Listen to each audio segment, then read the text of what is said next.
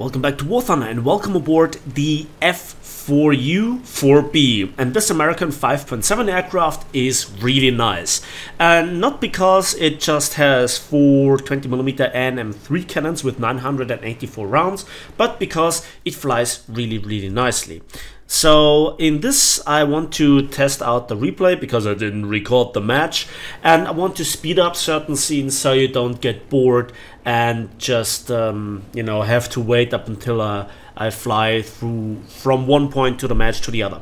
Now the F4U-4B is still stock. It is another American aircraft that I want to present you aside from the French content, and there will be a lot of French, well, how to say it, a lot of French tank content in the near future, because I have grinded through tier 1 to 3 to 4, and there are a lot of interesting tanks for sure.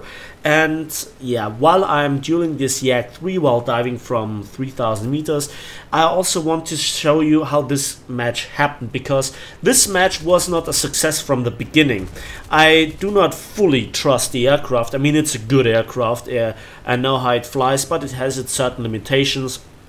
The maneuvers that I'm doing right here against the Yak 3 are just possible because I had such an energy advantage, because I energy trapped him. He has fallen for it. He's not the best pilot in my opinion due to his maneuvers, and well, the cannons just do their job. And again, I'm using omni-purpose belts.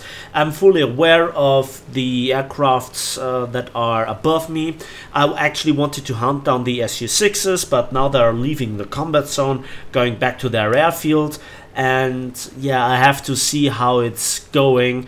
LA9 at high altitude, or higher altitude than me, and there is just one Spitfire buddy, and the Yak 3 is descending down. So yeah, again, I'm speeding up. I have no idea where those aircraft came from. I critted firstly the Yak 3, so I could actually fight him.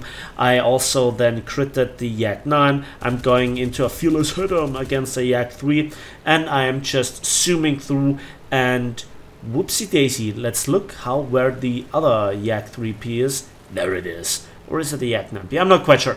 Yeah, it's a Yak 3P.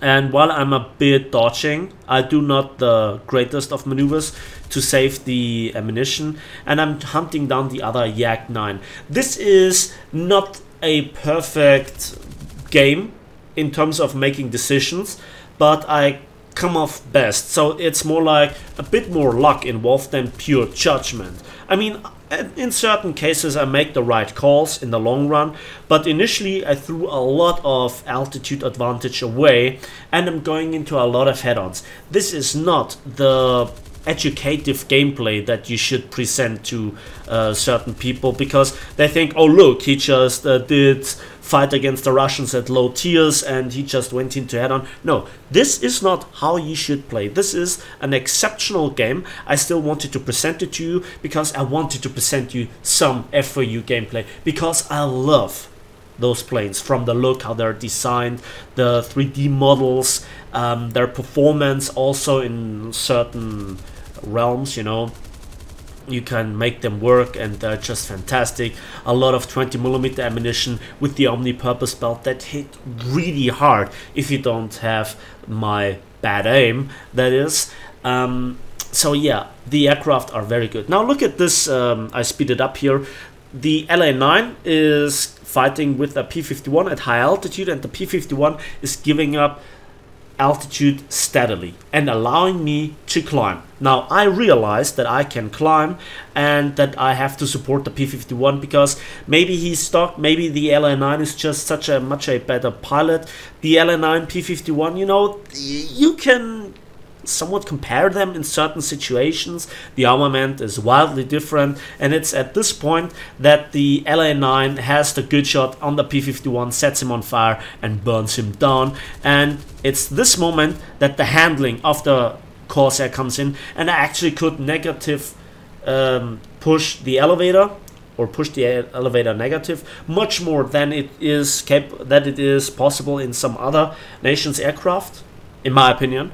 and I could make the connective hit, and it was just one round that saw off the LA9's wing. Now I'm here in the search of another Su-6 because he has repeatedly attacked our ground forces. Here you can see in chat, M8 got destroyed by Su-6 M71F, and the only possible location that he could be is now this, near our base. This is also where I usually go with my ground attackers if I want to fulfill a warbond mission or one of the old warbonds missions with attackers at that tier. Not that many there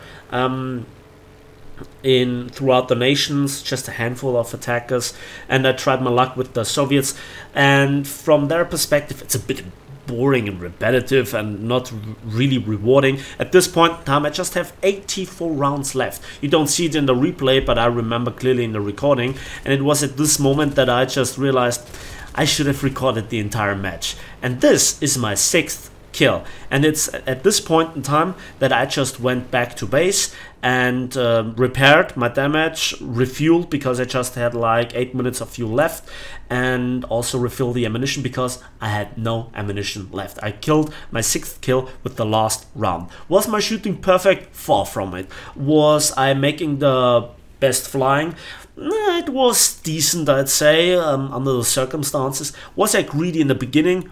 Oh yes, I really was greedy, and it was at this point in time that I just landed, and I thought to myself, well, there's just one enemy player left. Where is he?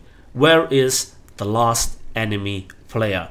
Now, I'm not the last player on my team.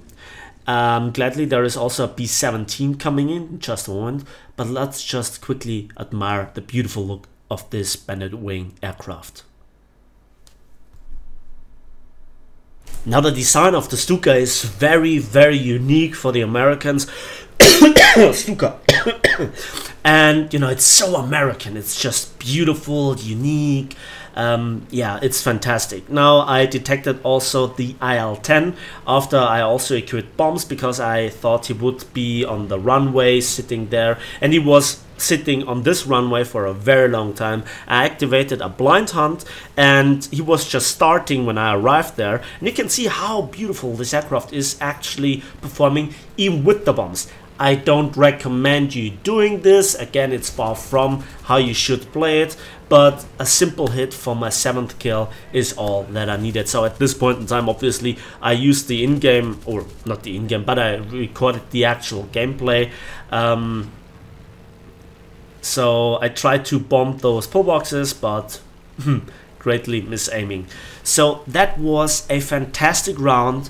It was more a bit of luck. It was a bit more, you know, reacting than really acting. And I think there is a big difference. Yes, you can get this fantastic result, and I just want to show you the post-battle results because they are so fantastic. So for my 7 kills, 1 ground target, I got 151,000 silver lines and 10,000 vehicle research points and 7,000 modification research points, and also amongst many rewards and awards, the survivor medal. Fantastic. So this is my route to the 84 Sky Raider. It's a long way, but it could be worse.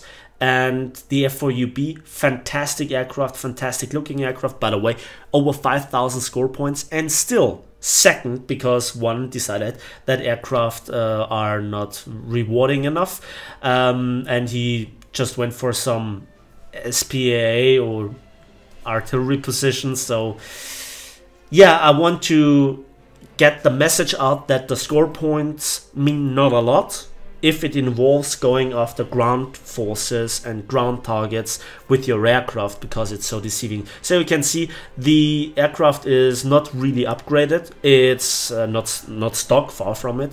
But the most important part here are the cannons.